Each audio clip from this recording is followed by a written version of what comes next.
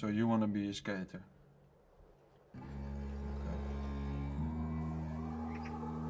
You know, a lot of people are often wrong about Holland. For starters, it's not called Holland, it's the Netherlands. Way on the other side of the world, near somewhere known as the Amsterdam Noord, lives a brand that's keeping the original essence of streetwear alive. Pop Trading Company is a Dutch skateboarding and clothing brand that can't help but remind you of the good old days. In an era where Supreme has been commoditized to the point of absurdity, and Palace, though still strong, is today kind of like some guy's cool dad. It's nice to see fresh eyes on a sector of fashion beloved by so many. But how did it all start for Pop? How did they go from being a small Dutch skate shop to a globally respected streetwear brand? Well, let's find out. I'm Nate the Great from TakeFlight214.com, and this is The Legacy of Pop, the story of Pop Trading Company. This video is brought to you by we good people here at TakeFlight214.com, but more on us at the end of the video. And as for now, please take a second to smash that like button for us, and with that being said, let's get it.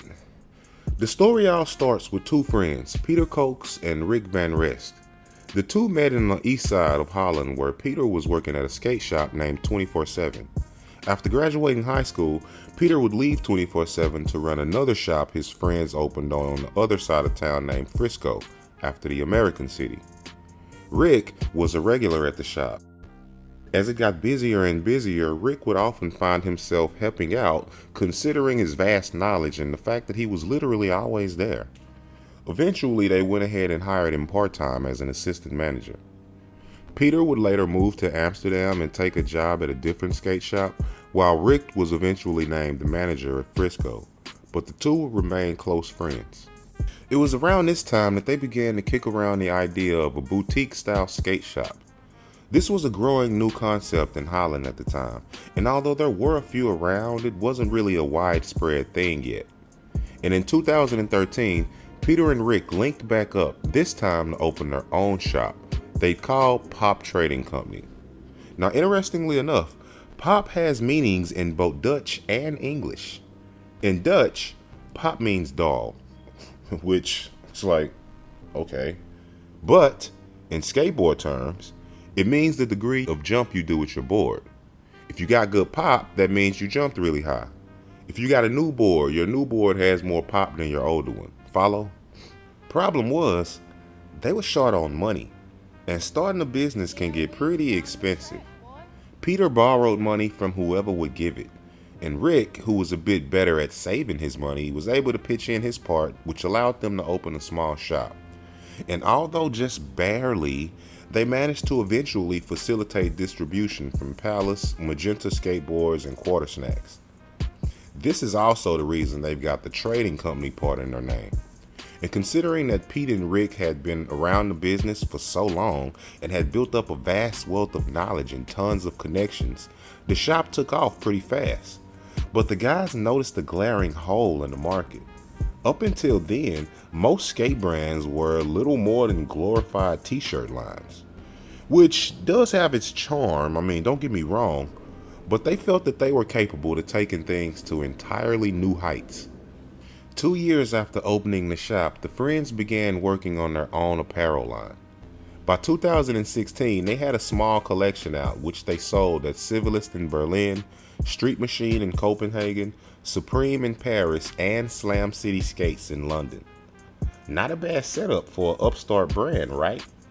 But remember, they had spent years building tons of contacts, so it wasn't too much of a surprise.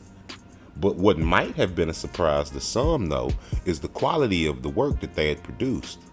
The whole idea was to show a more menswear-based upscale approach to skateboard wear. But to call Pop a skateboard wear company solely would be inaccurate.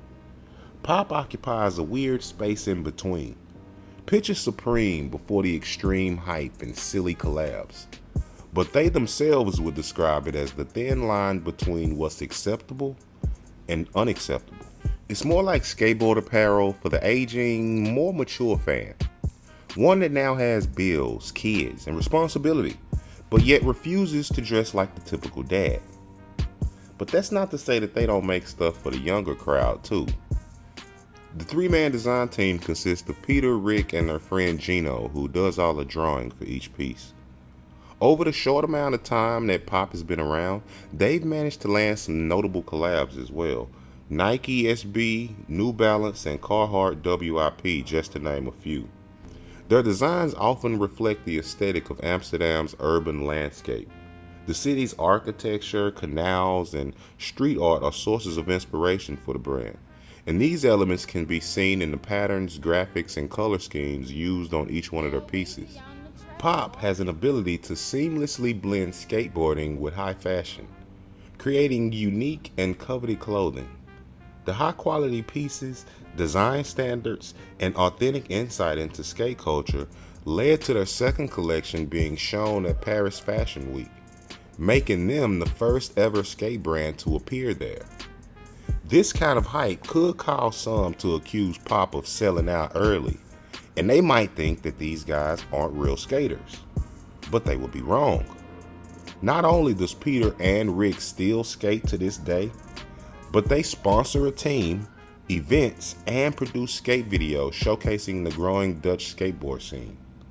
They later opened their own retail store in Amsterdam as well, providing a physical space for customers to experience their brand and products firsthand, while fostering an environment where the burgeoning scene can further flourish. Pop is one of those brands that reminds you of days of yore, while still being grounded in current time.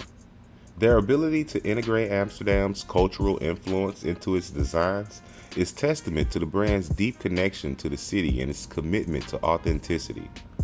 By drawing on the rich tapestry of Amsterdam's history, art, and street culture, the brand has created a unique identity that resonates with both local residents and globally. With the kind of success that they've been able to garner so far, it's safe to say that the future looks pretty bright for Pop. But what do you think? Hit us up in the comments section and let us know if you rock with Pop Trading Company. So, now about us at TakeFlight214.com. We're a collection of artists creating pop culture related pieces for home decor and apparel. We've been in business for over 15 years providing quality art and customer service globally. As you can see though, we're a small YouTube channel right now, and growing from this level takes money and support. And I don't really want to be like some other YouTubers, who I'm not shading, by the way. I mean, hey, get your bag however you get it. But rather than asking for donations or money for nothing, I simply propose that you stop by the site and see if you see anything that you like. We've got hundreds of designs to choose from, and we also do custom one-of pieces. So stop by TakeFlight214.com after this. The link is down below in the description. But before, don't forget to smash the like button on the way out. And as always, if you want to be updated whenever we drop a new episode, then hit the subscribe button and then the notification bell. That way you'll be dinged each time a new video drops. We do these once a week.